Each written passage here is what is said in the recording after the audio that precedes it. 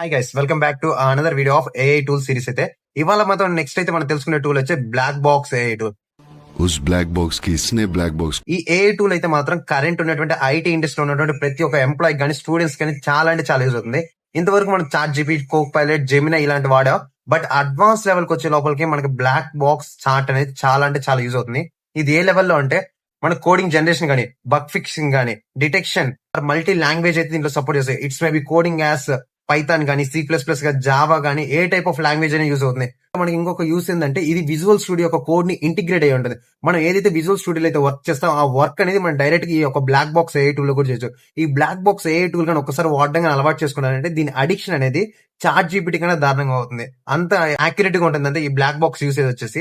Next అయితే మన దగ్గర ఏదైనా ఇమేజ్ ఉంటే ఆ ఇమేజ్ జస్ట్ మన ఫోటో తీసి దానికి కానీ డైరెక్ట్ గా ఇచ్చామంటే దానికి సంబంధించినటువంటి మన description, it's maybe code or images, ఏ టైప్ లో కావాల్సినటువంటి ఇన్ఫర్మేషన్ అయినా అడగొచ్చు. మనం ప్రీవియస్ గా మాట్లాడుకున్న చాలా ఏఐ టూల్స్ ఉన్నాయి కదా, ఆ ఏఐ టూల్స్ అన్నింటిని కూడా దీంట్లో ఇంటిగ్రేట్ చేసుకోవడం కూడా వాడుకోవచ్చు. మన యూట్యూబ్ సమ్మరైజ్ కానీ, మైండ్ మ్యాపింగ్ కానీ, ఏ టైప్ ఆఫ్ వర్క్ అయినా కానీ ఈ యొక్క బ్లాక్ బాక్స్ ఏఐ టూల్స్ అయితే మనం చేయొచ్చు. Stay for more videos, like and share and subscribe. Thank you.